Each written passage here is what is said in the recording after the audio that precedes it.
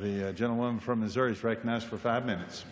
Thank you, Mr. Speaker. I rise today to ask all my colleagues for their support of HR 1117, the FEMA Relief Improvement Act, which will require the Federal Emergency Management Agency, or FEMA, to refocus their efforts on the core of their mission, which is helping people recover from grave loss in the aftermath of a natural disaster.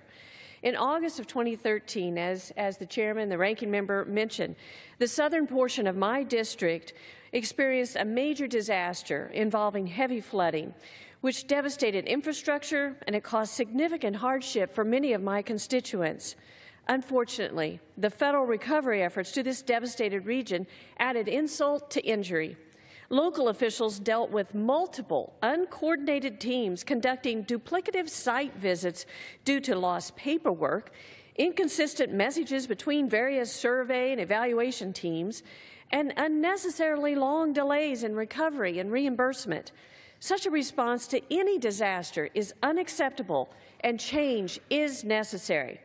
As I work with my colleagues on both sides of the aisle, I have learned that these issues are not unique to Central Missouri. I've worked diligently with Chairman Barletta in crafting this bill to call attention to and to rectify FEMA's shortcomings. This legislation is designed to address the deficiencies of the FEMA response to the 2013 flooding in my district to ensure future disaster recoveries in Missouri and elsewhere are as painless and efficient as possible. Specifically, this bill requires FEMA to create an action plan to address inconsistent guidance, to establish appropriate record-keeping procedures, and to improve overall assistance to local officials. Additionally, this simple bill directs FEMA to issue a forward-looking report to identify new technologies that could further aid the disaster workforce in partnering with private nonprofits as well as state and local governments in the wake of a disaster or an emergency.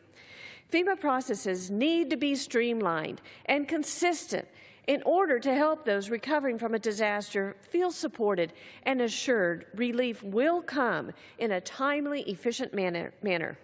In conclusion, Mr. Speaker, I ask my colleagues to bring the certainty and the assurances of quick relief to all of our constituents because they deserve the best.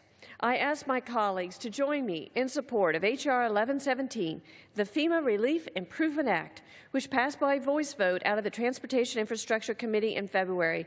And I'd like to thank Chairman Schuster and Barletta and ranking members DeFazio and Johnson, as well as their staff, for working with me in this bipartisan, common-sense effort to make the people get the help and assistance they so desperately need in times of crisis. So again, I urge my colleagues to support HR 1117, and I yield back.